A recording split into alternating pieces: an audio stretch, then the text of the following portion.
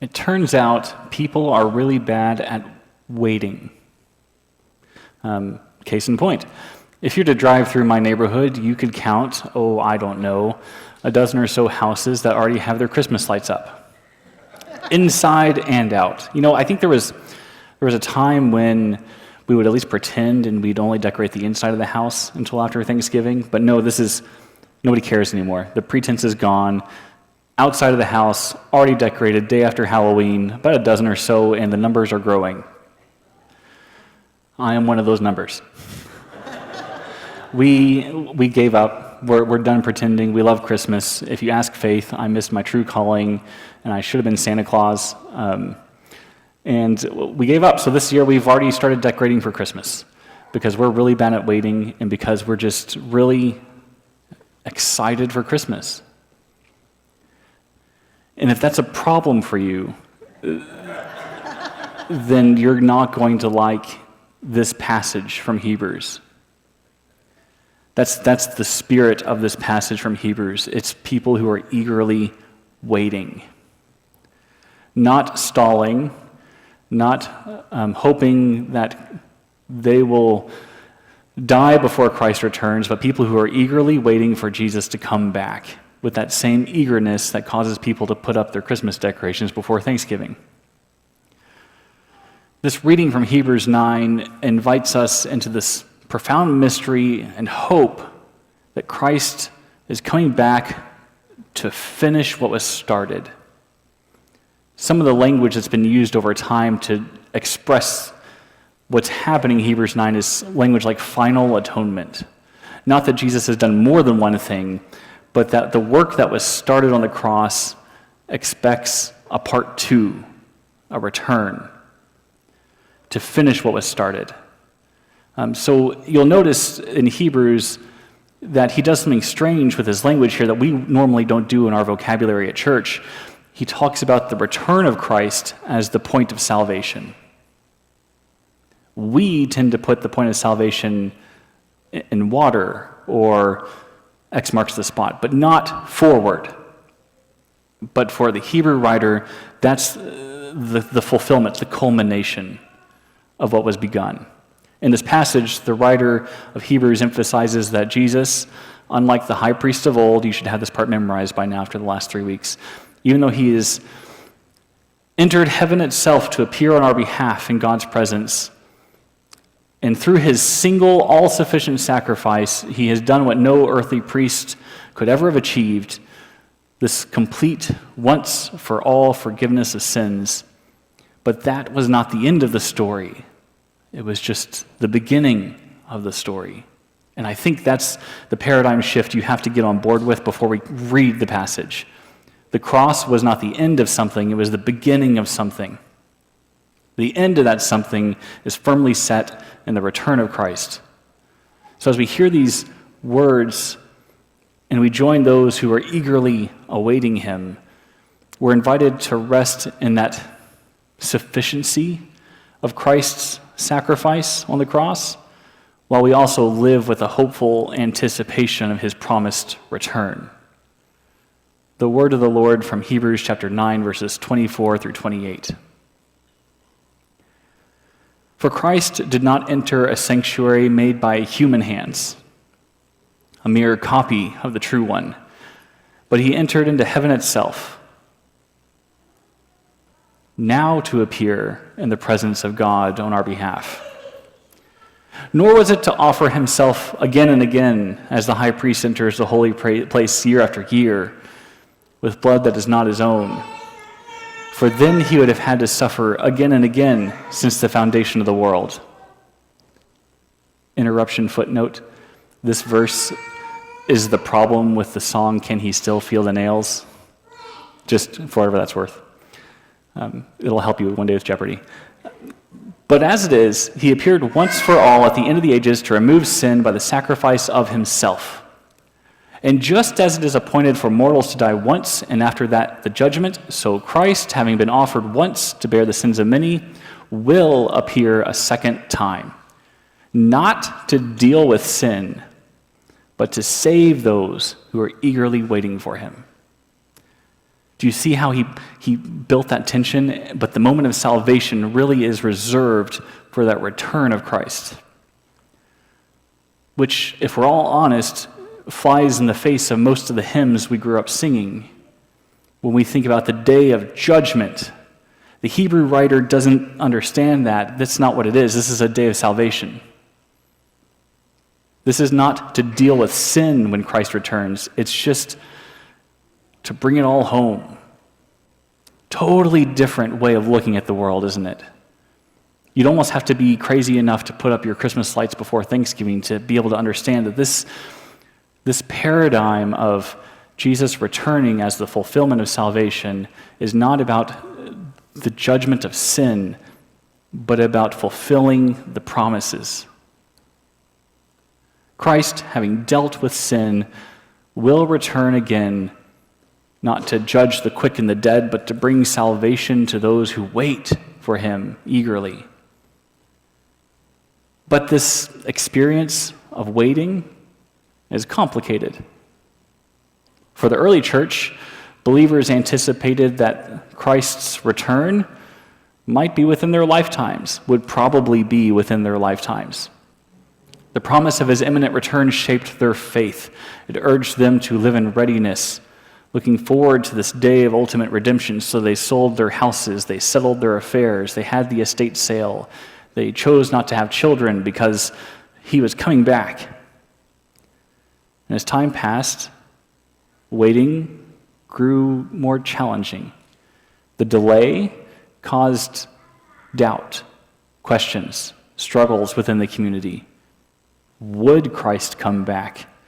And if so, when? This passage speaks to that tension between what has already been accomplished on the cross, his sacrificial death, his victory over sin, and what is still yet to come, what is still anticipated, his return. The deposit has been given, but now we await the fullness of salvation. Believers knew that Jesus and his sacrifice had fully atoned for sin, said and done, once and for all. But his promised return seems to be dangling like a carrot, testing their patience and their faith. The waiting has left room for doubt to creep in, for complacency to settle, for spiritual weariness to take hold. The writer of Hebrews is addressing this need for encouragement by pointing backwards to what's been done, reminding that the one who finished the task of atonement will indeed appear again, not to do more sacrifices, not to do more atoning for sin, but to bring the fullness of salvation to those who are waiting for him. And here, this waiting is not passive, it's active, it's a hopeful, eager anticipation. It's a call to persevere, to trust that God's promise of Christ's return will be fulfilled in perfect timing, whatever that means. And we live in that same tension, don't we? Our world is not any better at dealing with waiting. Waiting is often met with frustration, especially in an age where instant results and quick solutions are expected. I once went to a movie screening for a movie that was not yet finished but was set to come out within the year. It was an odd experience. You didn't know what you were going to see. A friend invited me. He had 2 tickets, so we went to this screening, and the only stipulation was that we had to fill out a survey at the end to tell them what we thought of the movie. Didn't know what it was going to be.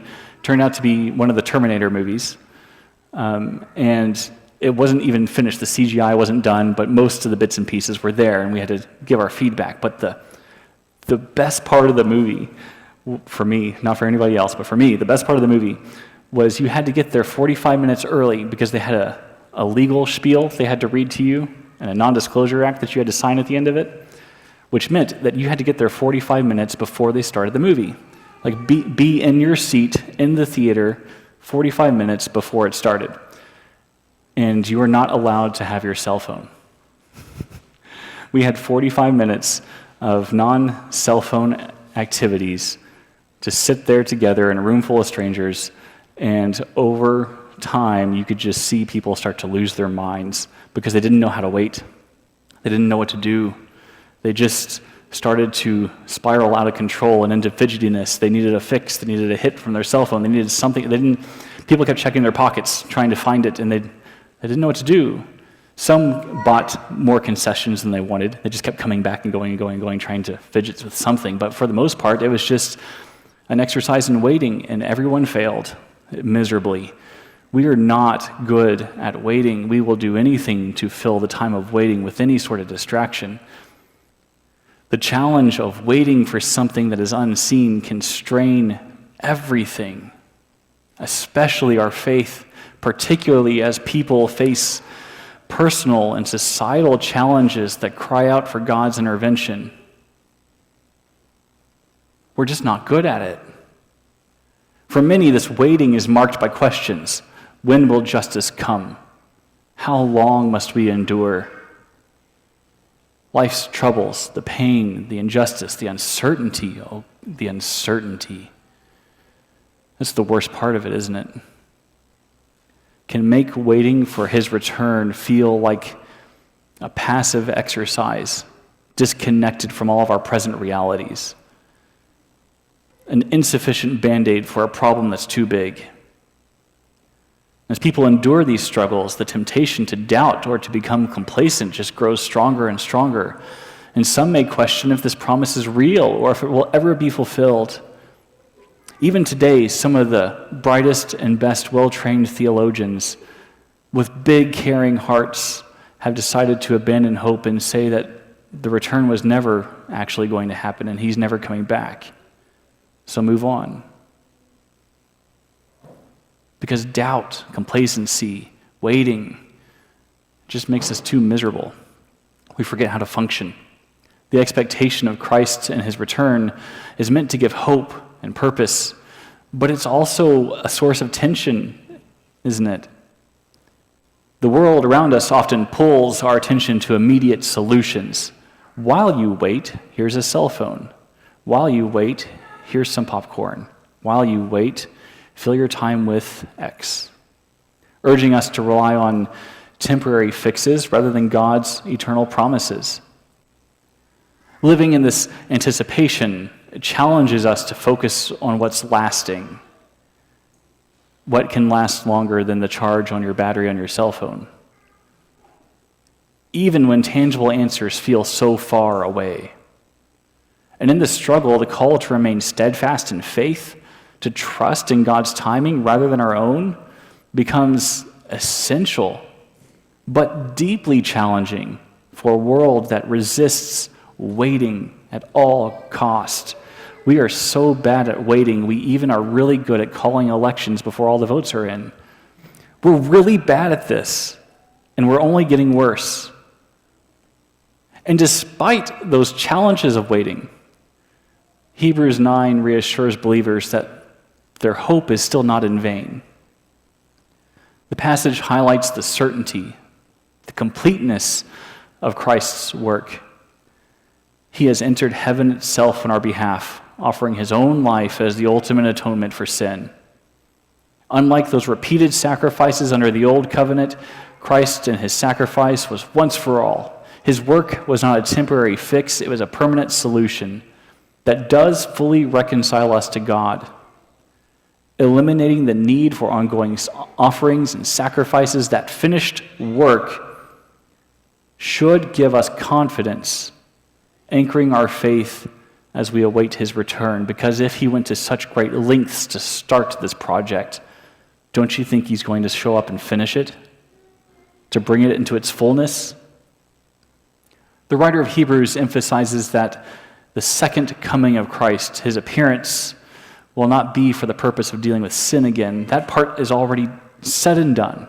Instead, he comes to bring full salvation to those who wait.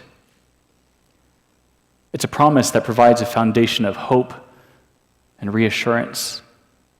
Just as Christ fulfilled his role as that perfect sacrifice, that perfect high priest, by offering himself for humanity, he will fulfill his promise to return. You can trust him because you've seen what he's capable of. You can trust him for the future because you've seen how he kept his promises in the past. That waiting is not empty. It's not meaningless. It's filled with a certainty. And this passage is encouraging us to trust not only in what Christ has already done, but in what he will do. His return will complete the work he began. It will bring ultimate salvation. It will bring joy. For those who wait, this promise offers peace, strengthens our faith. It reminds us that God is faithful and God's timing is perfect, whether you like it or not, especially when you don't. This promise of return is not some abstract future event. It's not a metaphor. It's the real deal. And it has real transformative implications for what you do in the present. So verse 28 reminds us that this second coming will bring full salvation to those who are waiting for him. And this hope, it does shape how we navigate our waiting time. Living with the expectation of his return fills our daily lives with purpose. We behave differently, calling us to remain faithful and active in our Christian walk.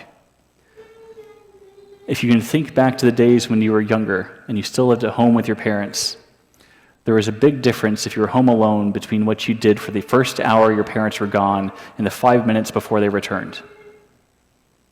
Yes? In the first hour they're gone, what do? You do all the things you're not supposed to do. And in the last 5 minutes before they get back, you clean up the evidence. And if you spend your entire life in that last 5-minute period eagerly waiting for Christ to return, you're going to live differently than you did before you came into this faith.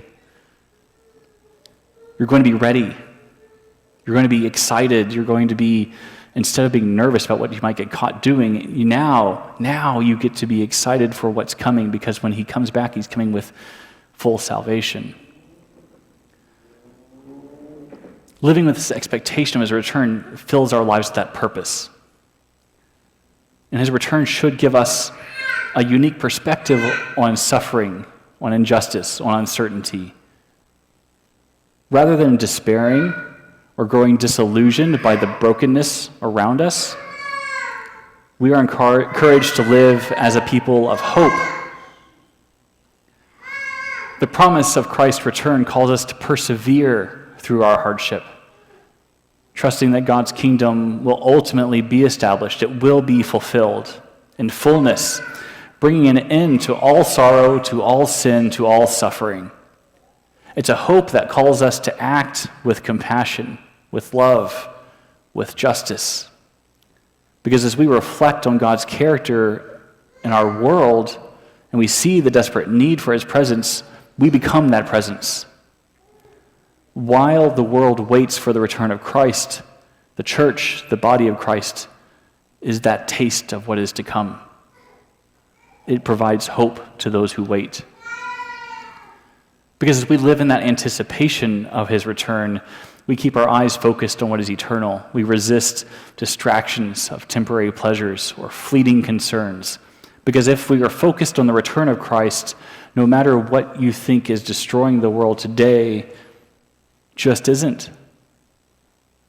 Nothing could. The story ends with the fulfillment of salvation, not with the destruction of wars. It's a hope that can empower us to share good news, salvation with others, because knowing that Christ will return brings an end to suffering, and it brings about the complete fulfillment of God's promises to reconcile and bring all things back home. So we wait, but we live with purpose. We are shaped by grace, not bitterness, not rage, not anger. We are filled with hope, not despair. We are eager for salvation that is to come. And as we reflect on that promise of return and the fullness of salvation that awaits us, we are reminded that the journey of waiting is not done alone. In moments like these, we are invited to experience a foretaste of that salvation as we come to the table. This bread, this cup that we share, they are signs of Christ's sacrifice, the atonement he made once for all, and the assurance that though we wait, he is with us now. As we partake in this meal, we not only remember that Christ has already done these amazing things for us on the cross, but we also look forward to his return and having this meal with him again in paradise. This meal is the tension of what has been done and what is yet to come. It's a constant reminder of the grace that sustains us while we wait, that draws us together as a community of believers that is eagerly awaiting the day when Christ will return to make all things new. So I unabashedly decorate my home for Christmas before Thanksgiving because I am eagerly awaiting the return of Christ. And I want the whole world to know that that's what I look forward to most all year, every year. Let's stand and sing.